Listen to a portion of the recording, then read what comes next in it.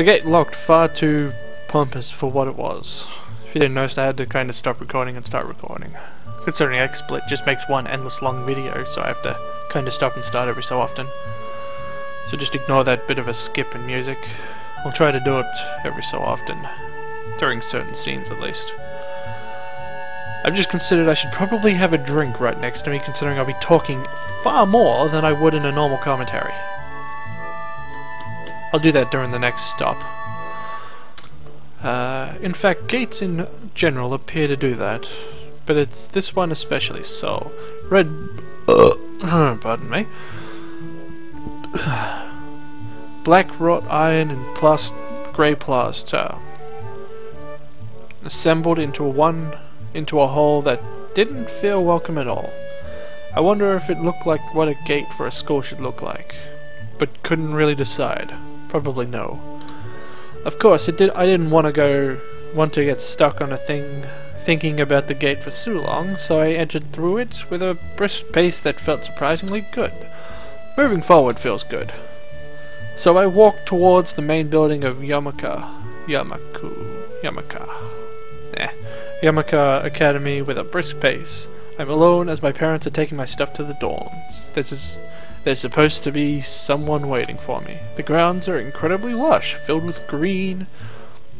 It doesn't feel like the kind of grounds of a school would have, more like a park, with a clean walkway going past trees and the smell of fresh air. Fresh cut grass, all other park-like things. Words like clean and hygienic pop into mind. It makes me shudder. I shake them off, staying open-minded. It's your new life. You have to take it as it comes. That's what I tell myself. A few buildings loom behind. Their leafy canopies, too big, too many for just a school. Everything seems off. It's different for what I thought I knew about schools. It's an uncanny valley. Even though I was told this was a new school, in the back of my head it doesn't feel like one. I wonder if this feeling is real or caused by my expectations of a school for the disabled. Speaking of that, I don't see anyone else here. It's kinda eerie. It makes me wish there was somebody here so I could anchor myself to something tangible instead of having this feeling that I stepped into another dimension. The trees hum with the wind and the green hues flashing all around me, catching my attention. It makes me think about hospitals again, how they say that the operating rooms are painted green because green is a calming color. Green is probably not a calming color. So why am I feeling so anxious despite all this greenery? Only after I stand in front of a stand in front of the main building, I'm surprised myself by realizing why the gate bothered me. It was the last chance I had to turn back. Even if I had no life I could return to. But still, after entering, there was absolutely no way I could go back anymore. Feeling nervous with this realization set in my head, I opened the front door. A tall man with bad posture notices as I enter. We're the only people in the lobby, so it's only logical. You must be Nakai. I have no idea how to say that, so I'm just going to stick with what I just said. So you are. Excellent. I'm your home rule and science teacher. My name is Matao. Welcome. Matao. We exchanged a handshake that is neither firm nor sloppy, and he looks at his watch. The head nurse asks for a brief check-in visit, but there's no time for that now. Oh, should I go later? Yes, afternoon is probably fine. We shouldn't get it going and introduce you to the rest of the class. Fuck. They're waiting ahead. Waiting for me? I don't really like being the center of attention, but I guess it's inevitable in a situation like this. Somehow, not knowing what it is I'm waiting for makes me feel a little nervous. Thinking of this, I almost miss what the teacher is saying. Do you want to introduce yourself to the class? I don't know. Either way, the decision doesn't really matter, so I'm gonna go with why. Because I've seen both answers, and I think this one works out better. Do I have to? Of course not, that's why I asked. Right, let's go then. My heart is pounding in my chest. It keeps me thinking about my condition as I follow the teacher up the stairs. Third door down the third floor corridor is marked as the classroom with 3-3. Mattel opens the door and enters. Good morning, everyone. Sorry I'm late again. I hesitate for a split second at the door, freezing on the spot. Get a grip. This is a big step, I know that, but there isn't any point in worrying so much about it. At least not this soon. I follow the teacher into the classroom and look around, partially so I won't have to meet the curious gazes of new students. It's pretty spacious, the ceiling is unusually high, and there's a lot of space left over around and between the desks. An entire wall taken up by blackboards and the high and old-fashioned windows make it feel larger. The students' desks are just standard wood desks with a half shelf for books and wooden chairs with metal frames, simple and efficient. I stopped walking in front of the classroom and faced the other students. They all look normal, like students in their other ways, but then, why would they be here? They're probably like me and have something wrong with them. It's only not immediately noticed. Then I noticed that one of the girls seems to be missing a thumb on her right hand. It's a little jarring. Damn it, which one's missing their thumb? I can't tell. Damn. Despite the natural tendency to listen when someone's talking about you, I tuned out the teacher's speech halfway through while he introduces me to the class. I notice a flash dark-haired girl that seems to be looking at me, a girl with really long straight hair. It's pretty eye-catching. As she sees me looking back at her, she covers her face with her hand as if trying to make herself invisible. Let's see if I can... That'll be her, the one I was just talking about. Now, where's the one with the missing thumb? Not her, she's missing a hand. Perhaps her? Seriously, who's the one that'd be missing a thumb?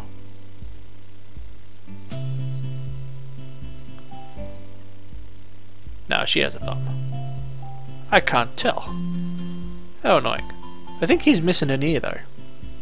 Can't really tell. But that's Hanako, and that's the one we were talking about. Her. There we go. There. Seriously, who's the one missing a thumb? Probably her? I can't tell. There is one boy with a cane leaning against the lockers at the rear of the class. It's weird seeing someone so young with a cane. That'll be him. Another girl seems to be making some weird hand motion sign language. She peers at me over the rims of her glasses, then goes back to whatever she's doing. Shizune, that one. She's kinda cute, so is the cheery looking girl with pink hair sitting next to her. She's really hard to miss. I don't know how. I didn't realize her the moment I walked into the room. Misha, I think it was. Please welcome our newest classmate. He claps his hand, so does everyone else, except one girl with the first row who has only one hand. I cringe a little to hide it by bowing in thanks of the applause I did not deserve.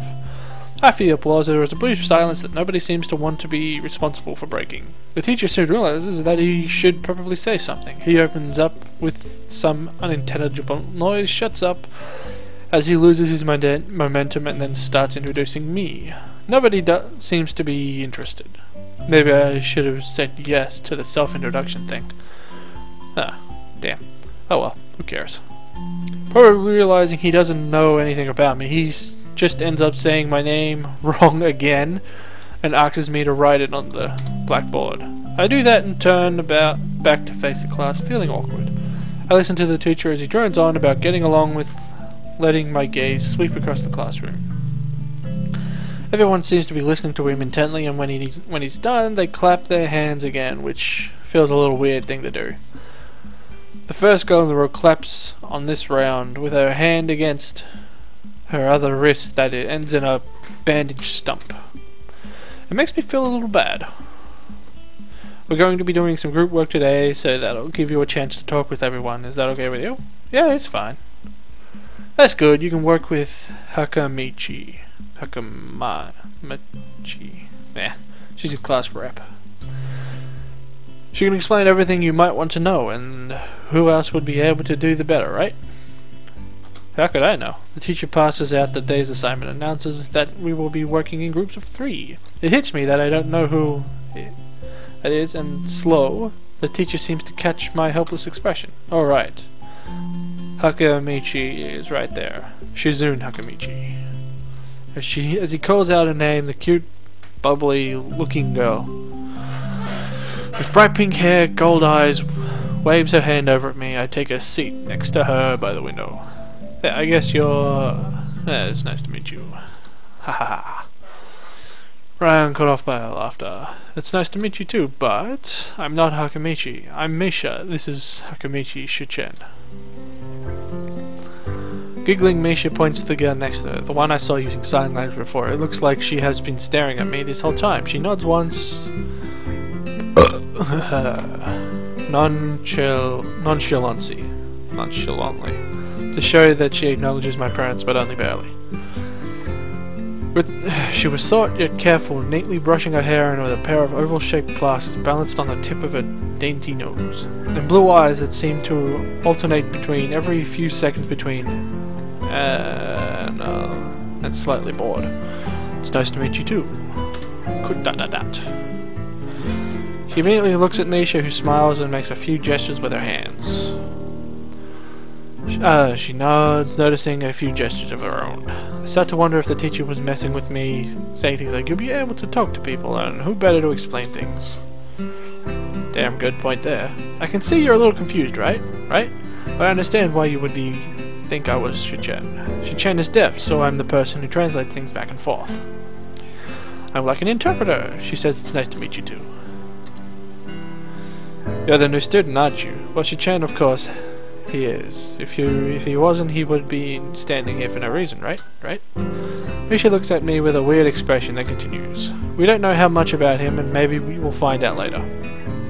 Maybe I should have introduced myself after all. Anything would have been a better first impression than the teacher's droning formulas of my name. We know there is going to be a new student, but we didn't know that it would be here today so soon, Hichen, right? Hichen. Yep, it fits, doesn't it? Did I say it out loud? It's just a surprise. I've never liked that nickname. I don't really see how. It fits, you look like a midget. Yeah, you look like a Hichen. I wonder why everyone seems to think so. Taps her fingers on the desk to get Misha's attention. They gesture back and forth to each other. Excitingly, their hands are blur. Misha seems a little overwhelmed. Sorry about that. Shichen wants to know that she's the class rep, so if there's anything you need to know, you can feel free to ask her. Do you like the school so far? We can show you a little around if you haven't had the time to walk around and familiar yourselves with it. Misha stumbles with the hard word a bit, making it stick out her otherwise fluid translation. Thanks, that would be pretty helpful. Yeah, just some kind of straight around class. I screwed that up. Haha. That's no good. You should always try to learn as much as you can where you're going before you go there. Not just with the school, either. Always, even if it's a trip to the convenience store. Really, Shichen? Haha. Learn about where you're going. I guess I didn't bother to do that, or I didn't care enough to do so. I didn't look forward to this, even if I committed myself to going along with it. Half-assed, but anyway. I didn't say anything, but Misha signed something that ends in a shrug. What was that? It seems like it's about me. I feel like slumping over in my seat, slumping over. Both of them are smiling, but that shrug hits me unexpectedly deeper. You look down, are you okay? Don't take it the wrong way, please. I hate it when people are afraid to ask questions. That's how people learn things, by asking. Asking for help is perfectly normal, as much as needing help. Stop looking like you just failed a test. Alright. And another thing, you don't have to call Shichen anything so formal like Hakamichi or class rep all the time. Just call her Shichen. ... Okay, maybe that's too casual. Maybe Shizune would be more appropriate. Yep, Shizune is fine. Okay, that would be a lot easier for me. I feel a lot more at ease. Both of them seem so friendly. I feel like an idiot for being so apprehensive earlier. Especially about Shizune, who I assume would be all the business. Well, she still seems like that, just less so, I guess. ... exclamation point. Haha. Oh, right. We haven't even touched the assignment. We should start work now, or Shichen will get mad. The assignment is all kinds of long, so we should start now if we want to finish it before the end of class. That's two. Shizune glares at me, two of us impatiently. I don't need to know sign language to know to understand that. Okay, I get the message. ... After class we can take a walk around the grounds together. It's a nice day today, okay? The assignment is actually very challenging to get through, combining aspects of both difficulty and unnecessarily long. Still, we finished it a few minutes earlier than anyone else in the class. Despite our late start, Shizune and Misha are really capable.